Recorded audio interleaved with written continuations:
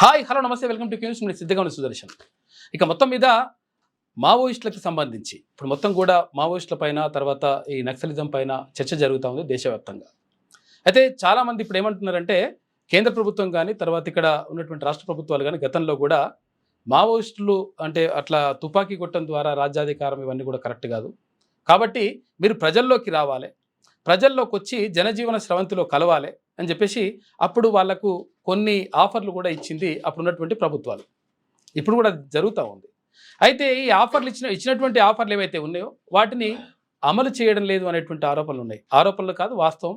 ఇప్పుడు మనతో మాజీ మావోయిస్టు పాశం స్వరూప మనతో ఉన్నారు. ఆమెతో మాట్లాడేటువంటి ప్రయత్నం చేద్దాం. ఎందుకంటే ఆమెకు 5 ఎకరాల భూమి ఇస్తా అని చెప్పిండ్రు, ఆ భూమి ఇవ్వలేదు. తర్వాత ఇల్లు ఇస్తా అని చెప్పిండ్రు, ఇల్లు ఇవ్వలేదు. తర్వాత ఏదైనా కాంట్రాక్టు అవుట్సోర్సింగ్ ఏదో ఉద్యోగం కూడా ఇస్తానన్నారు, ఆ ఉద్యోగం కూడా ఇవ్వలేదు. ఏది ఇవ్వకుండా ఇప్పుడు అటు అంటే అడవుల నుంచి వచ్చినటువంటి ప్రజా జీవితంలోకి వచ్చినటువంటి ఆమెకు పోలీసులు ఇచ్చినటువంటి హామీలు అంటే అధికారులు ఇచ్చినటువంటి హామీలు కానీ ఇటు ప్రభుత్వాలు ఇచ్చినటువంటి హామీలు కానీ నెరవేరడం లేదని చెప్పేసి ఆమె అంటా ఉంది. ఆమెతో మాట్లాడేటువంటి ప్రయత్నం చేద్దాం. నమస్తే అండి. నమస్తే. మీది ఎక్కడ ప్రాపర్ ఎక్కడ? కొమరవెల్లి. ఏది మన సిద్దిపేట కొమరవెల్లి మండలం, కొమరవెల్లి విలేజ్. ఇప్పుడు సిద్దిపేట జిల్లా. ఇప్పుడు సిద్దిపేట జిల్లా. ఎప్పుడు మావోయిస్టులకి వెళ్ళిండ్రు? 2003లో. 2003లో వెళ్ళిండ్రు. ఎందుకు వెళ్ళాలనిపించింది అట్లా? అప్పుడు అక్క మావోయిస్ట్ పార్టీలో చనిపోయింది. మీ అక్క చనిపోయింది మావోయిస్టులలో? 90లో చనిపోయింది. అడవుల్లోకి వెళ్ళిపోయిందా? గిరాయిపల్లి ఎన్కౌంటర్ లో చనిపోయింది. గిరాయిపల్లి ఎన్కౌంటర్. ఏం పేరు? ఆమె పేరు శ్యామల. అప్పుడు ఆ ప్రభావంతో నేను వెళ్ళాను. కాదు, ఇప్పుడు నేను ఏమంటున్నా, ఒకవేళ మావోయిస్టులకు వెళ్ళిపోయింది, చనిపోయింది అంటే అక్క చనిపోయింది, మళ్ళీ ఇప్పుడు మాకెందుకు ప్రాణానికి ప్రమాదం అని చెప్పేసి మీరు అనుకోలేదు? కోపం అట్లా చంపేసిరు అనే ఒక కోపంతో అప్పుడు అట్లా వెళ్ళిన నేను. అట్లా ఎప్పుడు వెళ్ళారు? ఏ సంవత్సరం? 2003 లాస్ట్. ఎప్పటి వరకు ఉన్నారు? 2012 వరకు ఉన్నారు. అంటే అక్కడ ఏమేమి చేస్తుండే మీరు? అంటే అందులో మామూలుగా అందరు ఇక వెళ్ళిన తర్వాత ఏముంటది, మామూలుగా డ్యూటీ ఏంది? ప్రజాసేవని అంతే. ఇక రోజు మీటింగ్లు పెట్టడం, ప్రజలకు వాళ్ళ సమస్యలు పరిష్కరించడం, భూ సమస్యలు కావచ్చు, ఇతర ఏ సమస్యలైనా కూడా పరిష్కరిస్తాం. పోస్టులు ఇస్తారు కదా, అందులో పోస్ట్ ఏముండే మీది? నేను కమాండర్గా పనిచేసిన. కమాండర్గా పనిచేసిండ్రు? లొంగిపోయే నాటికి కమాండర్గా. అయితే అంటే మావోయిస్టుల్లో చాలా రకాల బాధలు ఉంటాయి. అంటే వాళ్ళు అడవులలో ఉంటారు, తర్వాత సరిగా తిండి దొరకదు, టైంకు నీళ్లు కూడా ఉండవు, ఒక్కోసారి అంటే కొన్ని సందర్భాలలో వాటర్ కూడా ఉండవు. అటువంటి సందర్భాలను అవన్నిటిని కూడా తట్టుకొని ఎందుకు అట్లా వెళ్ళాలనిపించింది అట్లా? అంతే. అక్కడికి వెళ్ళిన తర్వాత అంతే, ఒక ప్రజలకు సేవ చేయాలని మనం అనుకున్నాం కాబట్టి అవన్నీ కష్టము అనేది ఏమనిపించదు. ప్రజల నుండి చేయొచ్చు కదా సేవ. ప్రజలలో ఉంటే ఇప్పుడు ఉదాహరణ నేనే ఇప్పుడు గిన్నేళ్ళు అవుతుంది వచ్చి ఒక సమస్య ఒక్కటే, వాళ్ళు ప్రభుత్వమే 2012లో వచ్చిన అప్పుడు ప్రకటించిన దానికే దీనికి ఇవ్వాలి. గవర్నమెంటే కదా, ఇప్పుడు మాకు సరెండర్ అయినప్పుడు గవర్నమెంటే కదా ఇష్యూ చేస్తుంది, దానికే ఇవ్వదాకా వాళ్ళు ఇవ్వలేకపోయారు. ఎవరి ఆధ్వర్యంలో లొంగిపోయారు మీరు? నేను ఎస్పీ రాజేష్ కుమార్ ఉండే అప్పుడు. ఎస్పీ ఎక్కడ? ఎస్పీ వరంగల్ ఎస్పీ రాజేష్ కుమార్ ఉండే, ఆయన ఆధ్వర్యంలో లొంగిపోయింది. అవును. లొంగిపోతే ఏమని చెప్పినప్పుడు మీకు ఏం హామీ ఇచ్చారు వాళ్ళు? 500 ఇంటి స్థలం, 500 గజాలు ఇంటి స్థలం, 5 ఎకరాలు ఇల్లు స్థలం ఇస్తారు, 5 ఎకరాల భూమి ఇస్తున్నారు. అట్లా మరి ఇచ్చిండ్రా? ఇవ్వలేదు. ఇవ్వకనే ఈ రోజు ఇక్కడికి రావడం జరిగింది. ప్రభుత్వాలు ఏమంటారు? అడిగితే ఏమంటున్నారు వాళ్ళు? సీదా వాళ్ళు ఏమంటారు, మీరు ఎక్కడ ఉన్నదో దున్నుకోర్రి, చేసుకోర్రి, మేము ఇస్తాం పర్మిషన్, ఎవరు ఏమనకపోతే మేము ఇస్తాం. ఎవరేమనంటే జనాలు వచ్చి మమ్మల్ని కొట్టన్నా కాదు, ఫస్ట్ మీరు ఇస్తున్నారు కదా, ఇస్తున్నారు వాళ్ళు చూపించాలి కదా, ఇవ్వాలి కదా. వాళ్ళు అట్లా రారంట. మేము ఎంఆర్ఓ పెట్టుకున్నాం, కలెక్టర్ పెట్టుకున్నాం, అయినా కూడా ఇప్పటి వరకు ఎటువంటిది లేదు. చూస్తాం, చేస్తాం అంటారు, అంతకు మించి వేరే మాట లేదు. అసలు మీకు ఏమనిపిస్తుంది అంటే యాక్చువల్ గా అంటే ఇట్లా ఎందుకు సార్, ఇప్పుడు బయటకు వచ్చి ఇప్పుడు సాధారణ జీవితం గడపాలని వచ్చినప్పుడు అట్లనే మమ్మల్ని చూసుకుంటే అవుతుంది కదా, మళ్ళీ ఎందుకు ఇట్లా మమ్మల్ని? అది ఓపిక ఎంత ఉంటుంది మనిషికి అనేది ఒక ఉంటది, ఆ సహనం అనేది కోల్పోతుంది. రాని 13 ఏళ్ళు అవుతుంది ఇప్పుడు దీని గురించే తిరుగుతున్నా. పెళ్లి చేసుకున్నారా? చేసుకున్నా. ఎంతమంది పిల్లలు? 2 పిల్లలు. అంటే ఇప్పుడు మావోయిస్ట్ లో పోయినప్పుడు వేసుకున్నారా? లేదు, బయటకు వచ్చినాక. ఎన్ని సంవత్సరాలు మీరు లోపలికి వెళ్ళినప్పుడు? 10 years ఉంటుంది. అడవిలోకి వెళ్ళి 10 years. 10 సంవత్సరాల వయసులో? 10 సంవత్సరాల వయసులో వాళ్ళు తీసుకోలేరు కదా? తీసుకున్నారు. ఒక 1 month వేరే దగ్గర పెట్టిరు వద్దని చెప్పేసి, అయినా నేను వెళ్ళే, నేను వస్తా అని చెప్పేసి అన్నా, వాళ్ళు వద్దన్నారు. ఆడికి నేనే వెళ్ళి 10 సంవత్సరాల వయసులో వెళ్ళిపోయింది. తర్వాత ఎంత 9 సంవత్సరాలు పనిచేసిందా? 9-10 సంవత్సరాలు చేసిన. ఓకే. ఏ దళంలో పనిచేసినప్పుడు? అప్పుడు ఇక్కడ సిరిసిల్ల దళం ఉండే, ఉమ్, బాబన్న దళం, ఉమ్, అక్కడ వెళ్ళిన. ఉమ్, అక్కడ నుంచి ఇక్కడ తెలంగాణలో చేసిన మహారాష్ట్ర వెళ్ళిన. ఉమ్. తెలంగాణ మహారాష్ట్రలో. ఉమ్. ఉమ్, తర్వాత అక్కడి నుంచి ఇక్కడ లొంగిపోయినా. ఉమ్. అంటే ఇప్పుడు ఏం చేస్తుండే మీరు అసలు యాక్చువల్ అంటే ఇప్పుడు ప్రజా సమస్యలు పరిష్కరిస్తానంటుంది, పరిష్కరించడం అట్లా అట్లా సాధ్యమవుతుందా ఇప్పుడు? సాధ్యమవుతుంది. ఎట్లా? ఎట్లా సాధ్యం కాదు? ఇప్పుడు మీరు దగ్గరకు వస్తే ఇప్పుడు ఈ కండిషన్లు అంటారు, ఏమంటారు, ఇక్కడికి వెళ్ళాలి అక్కడికి వెళ్ళాలని చెప్పి ఒక కండిషన్ పెడతారు. ఉమ్, అది ఒక సంవత్సరాలు గడుతుంది, నెలలే గడవచ్చు, ఇప్పుడు ఎన్నో సంవత్సరాలు గడుస్తుంది. అట్లా కాదు, వీళ్ళు అప్పుడే డైరెక్ట్ కూర్చుని మాట్లాడతారు అంతే. ఉమ్. ఇట్లా చేసుకుంటే ఇట్లా అవుతుంది అని చెప్పి ఎవరితో చెప్పేస్తారు. మాట్లాడతారు? ప్రజలతో. వాళ్ళు ఇప్పుడు ఎవరైతే వాళ్ళకి అపోజిట్ ఉన్నారో వాళ్ళకి కూర్చుని డైరెక్ట్ మాట్లాడిస్తారు, అప్పుడే పరిష్కారం అయిపోతాయి ఉమ్. అంతే. వినకపోతే వినకపోతే చెప్పతీరి చెప్తాం కదా మనం, ఉమ్, అంతే. ఉమ్, దాదాపు పరిష్కారం మీద అంత సీరియస్ ఏమి ఉండదు. ఉమ్. అంటే ఇప్పుడు మరి ఎవరెవరిని కలిసిండ్రు మీరు? ఏ అధికారిని కలిసిండ్రు? దాదాపు ఇప్పుడు నేను కొండ సురేఖ మేడం కలిసిన, ఉమ్, ఒక పొంగులేటి శ్రీనివాస్ సార్ కలిసిన, ఉమ్, ఆ, మా ఎమ్మెల్సీ ప్రతాప్ రెడ్డి సార్ని కూడా కలిసిన. ఉమ్, ఇంతవరకు న్యాయం జరగలే. ఉమ్. చెప్పిర్రు వాళ్ళు కూడా, ఏమంటున్నారు? రాసి ఇచ్చిర్రు, ఎంఆర్ఓ కూడా రాసి ఇచ్చారు. ఉమ్. ఆయన కూడా ఏమని రాసిచ్చారు ఎంఆర్ఓకి? ఇయ్యాలని చెప్పేసి ఉమ్. దాని మీద రాసి 5 ఎకరాల స్థలం 5 ఎకరాల దున్నుకునే భూమి ఇవ్వాలి, సాగు భూమి ఇవ్వాలి, 500 గజాల ఇంటి స్థలం ఇవ్వాలి. ఉమ్. రాసి ఇచ్చారు. అయినా కూడా వాళ్ళు సానుభూతి కామన పెడతారు.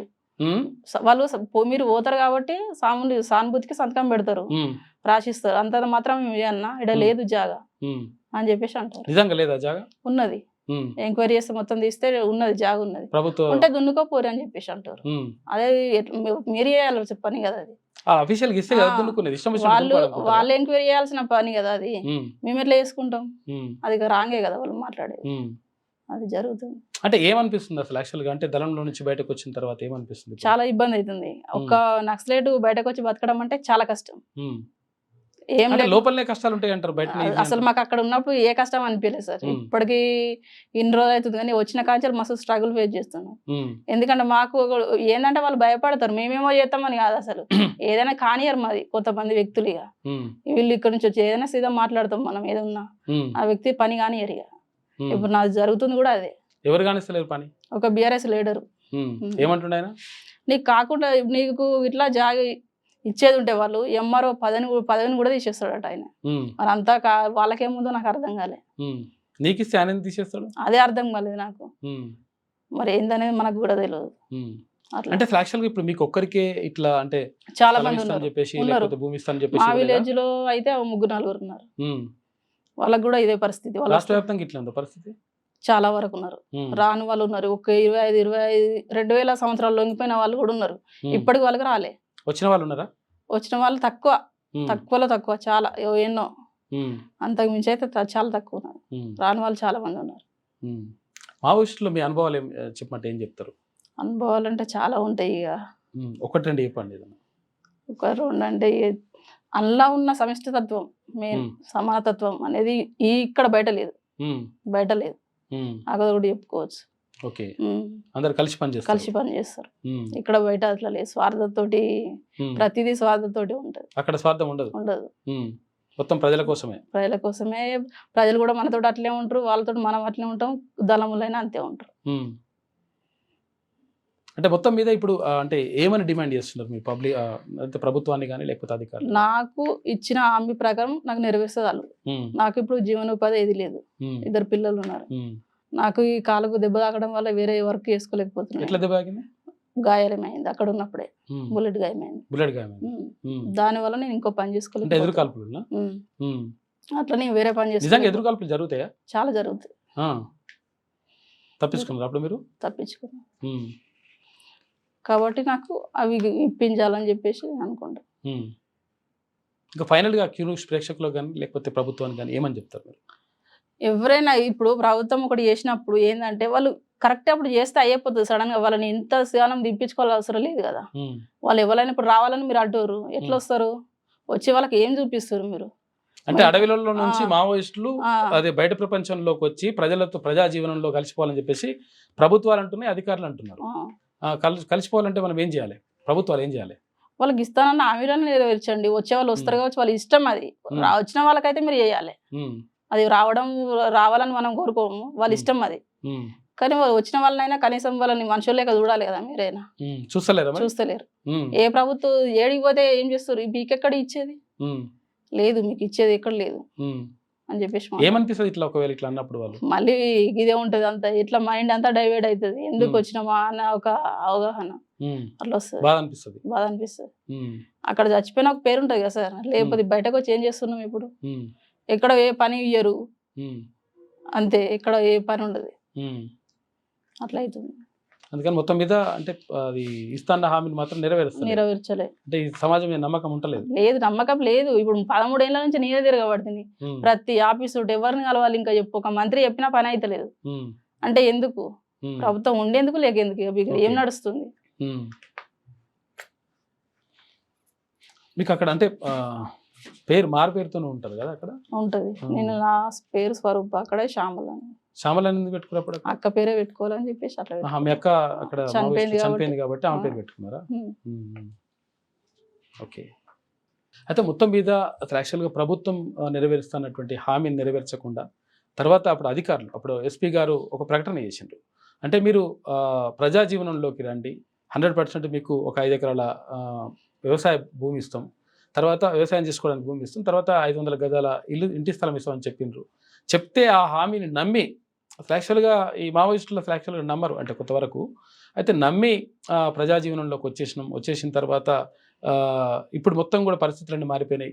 కనీసం మేము బుసగొడతామని చెప్పేసి కూడా అనుకుంటలేరు, కనీసం మిమ్మల్ని చూస్తే మనుషులు కూడా చూస్తలేరు. కాబట్టి హామీలు నెరవేర్చాల్సిన అవసరం ఉంది, లేకపోతే మైండ్ డైవర్ట్ అవుతుంది. మళ్ళీ ఇంకా అట్లా అది అసలు యాక్చువల్గా మేము అడవుల్లో ఉండడమే కరెక్టా అని చెప్పేసి ఒక ఆలోచన వస్తుంది. అటువంటి ఆలోచన రాకుండా ఉండాలి అంటే 100% ప్రభుత్వం ఇచ్చినటువంటి ఈ హామీని నెరవేర్చాలి అని చెప్పేసి అక్కడ స్వరూప కోరుతా ఉన్నారు.